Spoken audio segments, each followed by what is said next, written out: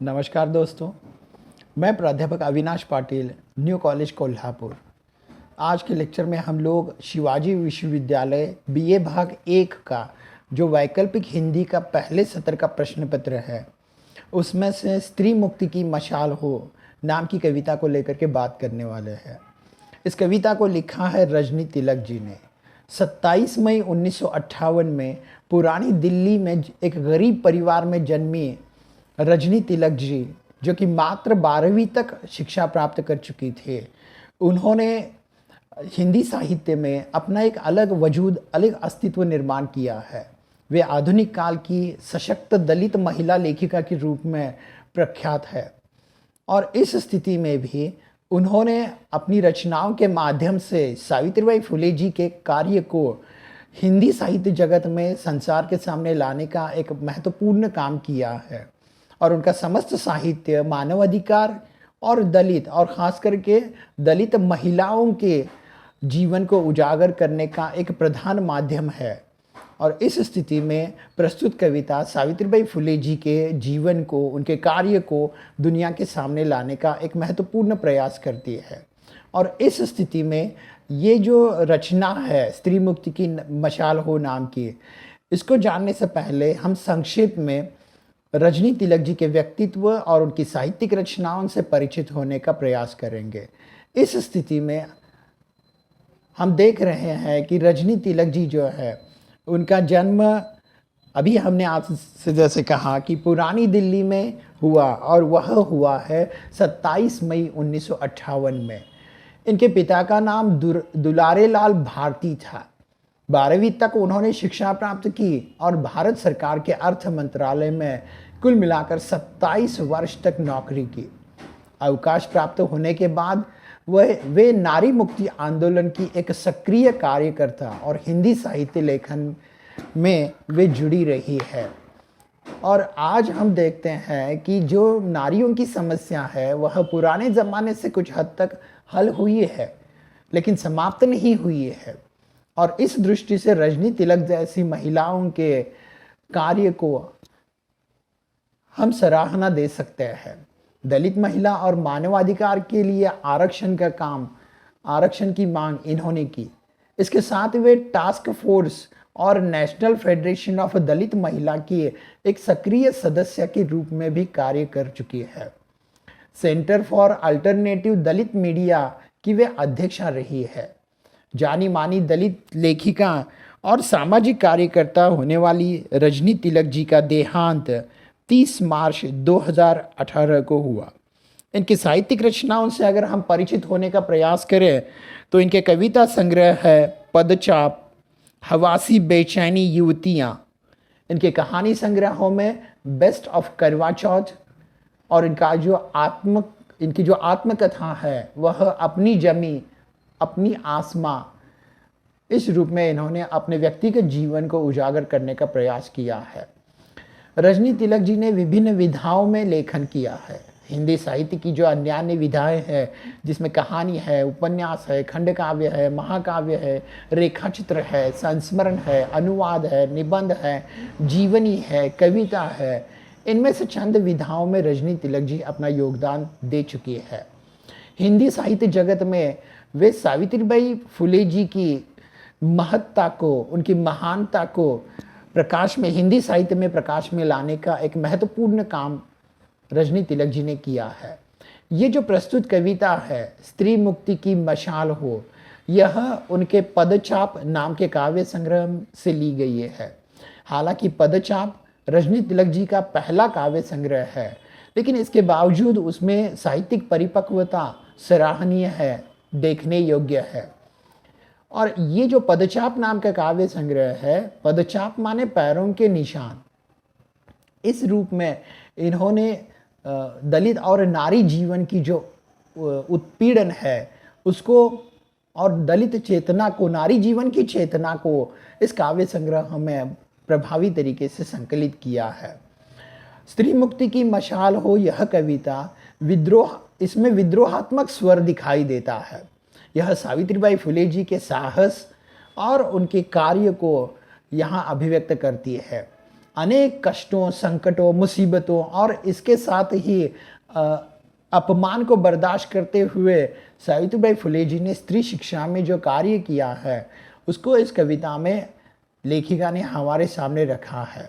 इसमें पददलित, सती, तिरस्कृत स्त्री एवं बाल विधवाओं के लिए उनके कार्य और शिक्षा प्रसार के रूप में एक पहली शिक्षिका के रूप में सावित्रीबाई फुले जी का जो कार्य है उसको संक्षिप्त में यहाँ परिचित कराने का प्रयास यह कविता हमारे सामने करती है। रजनी तिलक जी की इस रचना में एक विद्रोहात्मक स्वर है जो कि प्रचलित समाज व्यवस्था के चंद लोग उनके खिलाफ इसमें आवाज़ हमारे सामने दिखाई देती है। कहीं कहीं यह आवाज़ हमें बहुत तीखी नज़र आती है, लेकिन ये सच्चाई से अलग नहीं है, यह हकीकत से जुड़ी हुई है। काव्य पंक्तियाँ और फिर उनका अर्थ हम यहाँ देखने जा रहे हैं। क्रांति ज्योति सावित्रीबाई फुले, तुम पूजनीय अनुकरणीय, तुम्हारे अदम्य साहस से घबराया हर युग का मनु, हर युग में अपमानित किया, बंदी सा जीवन देने वाले तुमसे डर गए। इन काव्य पंक्तियों का अर्थ हम देखने जा रहे हैं। क्रांति ज्योति सावित्रीबाई फुले, क्रांति ज्योति यह उनके नाम के साथ लगाया हुआ विशेषण है जो उनके उनके काम को हमारे सामने उजागर करता है। रजनी तिलक जी कहती है कि तुम पूजनीय हो, माने तुम इतनी महान हो कि तुम्हारी पूजा होनी चाहिए, पर सिर्फ पूजा नहीं होनी चाहिए, तुम अनुकरणीय हो, माने तुम्हारा जो काम है, तुम्हारा जो जीवन है वह अन्य नारियों के लिए, अन्य स्त्रियों के लिए अनुकरण करने योग्य है और तुम्हारे पैरों के निशानों के साथ अपना जीवन व्यतीत करने के लिए अन्य स्त्रियों को तुम्हारा अनुकरण करने की बहुत आवश्यकता है। वो किस लिए? क्योंकि तुम्हारे अदम्य साहस से, अदम्य माने दुर्दम्य, तुमने जो राह से हट करके जो जीवन व्यतीत किया, जो कदम उठाया, उसका परिणाम क्या हुआ? तुम्हारे अदम्य साहस से घबराया हर युग का मनु, मनु माने मनुवादी प्रवृत्ति, जो कि स्त्रियों को चार दीवारी के अंदर, दहलीज के अंदर कैद करके घुट घुट कर जीने के लिए विवश करने वाली ये जो मनुवादी वृत्ति है, उस वृत्ति का जो इंसान है, ये प्रवृत्ति है, वह तुम्हारे साहस के कारण वह घबरा उठी और हर युग में अपमानित किया। नारी को हर युग में अपमानित करने वाले, दुय्यम स्थान देने वाले, चार दीवारी में कैद करके उसको अधिकार और उसके वजूद से उसको वंचित रखने वाले जितने भी लोग हैं, ऐसे सभी लोग तुम्हारे साहस के कारण, तुम्हारे इस तरह से राह से हट कर चलने के कारण वह विचलित हो उठे, घबरा उठे। बंदी सा जीवन देने वाले तुमसे डर गए। नारियों को किसी बंदी या कैदी के समान जीवन व्यतीत करने के लिए विवश करने वाले जितने भी लोग हैं, वह तुम्हारे इस साहस के कारण घबरा उठे, क्योंकि वह तो नारियों को बंदी बनाने वाले, नारियों को अपमानित जीवन दिलाने वाले, मनुस्मृति या मनु के जो अनुयायी है, ऐसे लोग तुम्हारे इस कदम के कारण, प्रयास के कारण शिक्षा के क्षेत्र में, न सिर्फ शिक्षा के क्षेत्र में बल्कि नारियों को अपना वजूद, अस्तित्व, मन और मस्तिष्क की जो एहसास है वो दिलाने वाला तुम्हारा काम जो है, उसके कारण वह विचलित हो गए, बौखला उठे और तुमसे डर गए। इससे आगे कहा गया है कि यह काम करते समय कौन कौन सी समस्याओं को सावित्रीबाई फुले जी ने बर्दाश्त किया है। कहा गया है, उछली तुम पर कीचड़, शिक्षा छीनी, भोग्या समझा, बिछाए राहों में लाक्षणों के कांटे, तुम डरी नहीं, बढ़ती रही आगे, तुम्हारे व्यक्तित्व के सामने वे सब बौने। नारी को और सावित्रीबाई फुले जी को भी इस शिक्षा के क्षेत्र में आने के लिए किस तरह से रोका गया, किस तरह से उन्हें अपमानित किया गया, सताया गया, परेशान किया गया और किस तरह से समस्त नारियों को पुराने ज़माने में कुछ ऐसे लोग, ऐसी प्रवृत्तियां हैं जो चार दीवारी से बाहर की ज़िंदगी से परिचित ही नहीं कराना चाहती थी, और ऐसे लोगों की जो वृत्ति है उसका सामना सावित्रीबाई फुले जी ने भी किया। और इसलिए कहा गया है, उछाली तुम पर कीचड़, हम सब जानते हैं कि जब सावित्रीबाई फुले जी स्कूल में पढ़ाने के लिए जाया करती थी तो लोग उन पर गोबर, पत्थर, कीचड़ मार करके उनको उनके लक्ष्य से विचलित कराने के लिए अलग अलग प्रकार के प्रयास किया करते थे। लेकिन वे अविचल रही, वे अपना काम करती रही, और यही जो उनका काम है उसी का परिणाम है कि हम देखते हैं कि आज पुरुषों के साथ या लड़कों के साथ लड़कियां भी शिक्षा के क्षेत्र में या शिक्षा प्राप्ति में समान रूप से यहाँ दिखाई देती है। लेकिन इसके लिए कौन कौन सी मुसीबतों से, कौन कौन सी परेशानियों से गुजरना पड़ा है, वो भी यहाँ दर्शाया गया है। कहा गया है कि उछाली तुम पर कीचड़, शिक्षा छीनी, भोग्या समझा। माने तुमसे तुम्हारी शिक्षा को, तुमसे तुम्हारी पढ़ाई को जो है वह छीनने का प्रयास किया, और नारियों को की तरफ देखने का दृष्टिकोण ही अलग था। और इस रूप में नारियों के जीवन में उनको बदनाम करने के लिए आसानी से कोई भी जो है वह प्रयास कर सकता है, इस तरह की धारणा थी।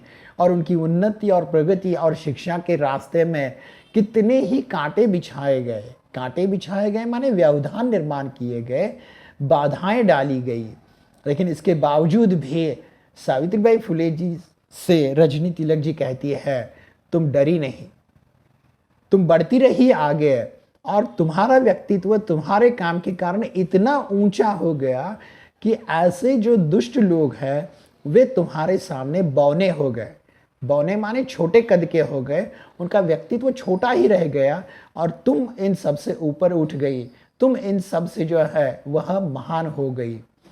और इसलिए कहा गया है, उछाली तुम पर कीचड़, शिक्षा छीनी, भोग्या समझा, बिछाए राहों में लाक्षणों के कांटे, तुम डरी नहीं, बढ़ती रही आगे, तुम्हारे व्यक्तित्व के सामने हुए वे सब बौने। इस तरह से सावित्रीबाई फुले जी के कार्य को और उनकी महानता को यहाँ अभिव्यक्त किया है। इससे आगे सावित्रीबाई फुले जी के बारे में रजनी तिलक जी कहती है, सावित्रीबाई फुले, तुम्हारा जीवन एक कसौटी, तुम ही पहली शिक्षिका बनी स्त्री मुक्ति की लौ। अभाव और कष्टों में रहकर संचेतना का बीज अंकुरित किया। उनकी सावित्रीबाई जी की महानता को व्यक्त करते हुए रजनी तिलक जी कहती है कि तुम्हारा जीवन एक कसौटी था, तुम्हारा जीवन कोई आसान, सरल या सुविधाभोगी नहीं था, तुम्हारा जीवन बहुत ही मुश्किलों भरा था, एक कसौटी थी। क्योंकि एक तरफ तो आर्थिक विवंचना का सामना करते समय समाज की जो अवहेलना है, समाज का जो दुत्कारना है, उपेक्षित करना है, अपमानित करना है, ये सब कुछ बर्दाश्त करते हुए तुम ही पहली शिक्षिका हो, और स्त्री शिक्षा की तुम लौ हो। लौ माने जो दिए की बाती होती है वही, और स्त्रियों के जीवन के समस्त अंधकार को मिटाने वाली पहली लौ, पहली बाती, पहली शिक्षिका तुम ही बनी। और समस्त अभावों, कष्टों को सहते हुए तुमने संचेतना माने चेतना, उत्साह का बीज अंकुरित किया। स्त्री शिक्षा की दृष्टि से पहला कदम बढ़ाकर तुमने स्त्रियों के जीवन में होने वाला वो जो अंधकार है वह हमेशा के लिए मिटाने का प्रयास किया। चार दीवारी से उनको बाहर ला करके अपने मन, मस्तिष्क और वजूद के लिए संघर्ष करना सिखाया, वो तुम ही ने, क्योंकि तुम ही पहली शिक्षिका हो। वास्तव में तुम्हारा जीवन बहुत बड़ी कसौटी था, बहुत बड़ा संघर्ष था, और इसीलिए उनको स्त्री मुक्ति की लौ या स्त्री मुक्ति की मशाल के रूप में यहाँ अभिव्यक्त किया गया है। इससे आगे कहा है, दलित और पददलित स्त्रियों में तुम्हारी पाठशालाओं ने केवल अक्षर ज्ञान ही नहीं छेड़ा था, एक द्वंद्व, एक जिहाद पुरोहितों व वेदनास्त्रों के खिलाफ। ये पंक्तियां विशेष महत्वपूर्ण है। रजनी तिलक जी कहती है कि तुमने जो इस तरह से ये जो स्त्री शिक्षा की दिशा में कदम उठाया, इसके कारण दलित और पददलित जो स्त्रियां हैं, जो कि गुलाम की जिंदगी बसर कर रही थी, जिनका कोई वजूद नहीं था, कोई अस्तित्व नहीं था, समाज में उनकी कोई अहमियत ही नहीं थी, समाज ही नहीं घर में भी उनकी कोई अहमियत नहीं थी, लेकिन ऐसी दलित और पद दलित। दलित शब्द का अर्थ है दबाया हुआ, कुचला हुआ, या जिस पर अंकुश रखा गया है, ऐसा। पद दलित, पद माने कदम, पैरों से दबाए हुआ, इस रूप में। तो तुम्हारी पाठशाला के कारण इन स्त्रियों के जीवन में सिर्फ अक्षरों का ज्ञान नहीं हुआ, ये स्त्रियां मात्र अक्षरों से साक्षर नहीं हुई, बल्कि तुम्हारा जो पाठशाला का प्रयास था, तुम्हारी जो पहली पाठशाला थी, इस पाठशाला ने एक द्वंद्व छेड़ा था। द्वंद्व माने एक संघर्ष, एक युद्ध छेड़ा था, एक जिहाद। जिहाद शब्द का अर्थ है धर्म युद्ध। किसके खिलाफ? पुरोहितों के खिलाफ, वेदनास्त्रों के खिलाफ। जो वेदों में और पुराणों में स्त्रियों के साथ इस तरह से बंदी जीवन वाला व्यवहार करने की जो बातें थी, जो इस तरह से एक धारणाएं थी, वो सारी धारणाएं परिवर्तित करने के लिए एक धर्म युद्ध, एक जिहाद, एक संघर्ष निर्माण करने का काम तुम्हारी पाठशालाओं ने किया है। पुरोहित वर्ग और वेद पुराणों का हवाला दे करके स्त्रियों को संकुचित जीवन व्यतीत करने के लिए विवश करने वाले लोग हैं, उनके खिलाफ एक धर्म युद्ध, एक द्वंद्व तुम्हारी पाठशाला के कारण जो है वह छिड़ गया। स्त्रियों को सिर्फ अक्षरों का ज्ञान नहीं हुआ, माने स्त्रियों को अपने वजूद का सोच विचार करने का और अपने महत्व का एहसास दिलाने का काम तुम्हारी पाठशाला ने किया है। इससे आगे समझा बाल विधवाओं व सतियों के अछूते अनकहे तिरस्कृत मन और पीड़ा का मर्म। सावित्रीबाई फुले जी ने किस बात का एहसास किया, किस बात को महसूस किया? तो उस बारे में रजनी तिलक जी कहती है कि तुमने बाल विधवाओं, हम जानते हैं कि पुराने ज़माने में बाल विवाह की प्रथा थी और प्लेग या देवी जैसे रोगों के कारण बहुत कम उम्र में स्त्रियां विधवा हुआ करती थी और उनके केश वपन के साथ उनको घर में बंदी बना करके जो है वह उनको जीवन व्यतीत करने के लिए विवश किया जाता। परंतु ऐसी समस्त बाल विधवाओं और सतियों, सती प्रथा तो बहुत ही भयंकर थी। पति की चिता के साथ जीवित होने वाली पत्नी को जलाया जाता था और उसको धर्म या मजहब का नाम दिया जाता था। तो यह एक धार्मिक विधि के रूप में सती की प्रथा थी। तो ऐसी जो स्त्रियां हैं, ऐसी जो बाल विधवाएं हैं, उनके ऐसे मन, उनकी ऐसी विवशता जो अछूती थी, माने अब तक उसको नजरअंदाज किया गया था, अनकही थी, माने वो अभिव्यक्त नहीं कर सकती थी। ऐसी स्त्रियों के तिरस्कृत, ऐसी स्त्रियों के अछूते यानी दुर्लक्षित और ऐसी स्त्रियों के बिना अभिव्यक्त किए हुए माने अनकहे ऐसे मन और उनका मर्म, मर्म माने वेदना, पीड़ा को तुमने समझा और इस रूप में तुम्हारा कार्य जो है वह बहुत महान है। इसका एहसास रजनी तिलक जी सावित्रीबाई फुले जी को कराना चाहती हैं और उस माध्यम से पाठकों और वाचकों को भी इस बात का एहसास कराना कविता का एक प्रयोजन है। इससे आगे कहा गया है, इस आधुनिक युग में गर्भ में ही कन्यावध होता है, वहां से बच जाए तो ससुराल में होता है उसका होम दहेज की आग में। सावित्रीबाई फुले जी ने अपना काम तो किया है, उन्होंने स्त्रियों को अपना वजूद, अपनी शिक्षा का अधिकार दिलाने के लिए अपना समूचा जीवन अर्पित कर दिया, ये सच्चाई है। लेकिन समाज पूरी तरीके से परिवर्तित नहीं हुआ है। आज के आधुनिक काल में स्त्री भ्रूण हत्या के रूप में स्त्रियों के जीवन को कली से फूल तक निर्माण होने के पहले ही उसको समाप्त कर दिया जाता है, संसार में उसको आने ही नहीं दिया जाता और गर्भ में ही उसकी हत्या हो जाती है।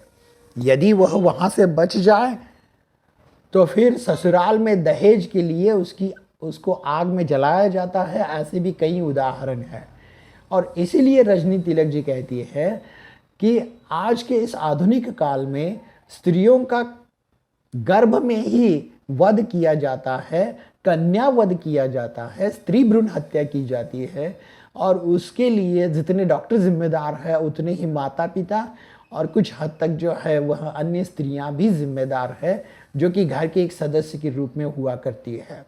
और यदि वहाँ से बच जाती है तो अपना घर परिवार मायका अपने लोग अपने रिश्तेदार छोड़ करके किसी अपरिचित जगह ब्याही जाने के बावजूद उसका दहेज के लिए वहाँ होम होता है, माने उसको जलाया जाता है दहेज के लिए।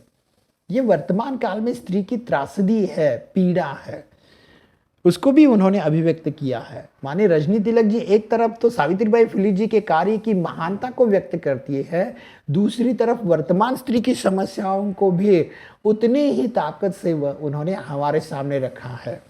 आगे वे कहती है, नारी इस युग की त्रासदी, पतित संस्कृति की, सुष्मिता सेन और ऐश्वर्या राय पूंजीवादी मकड़ जाल का खिलौना।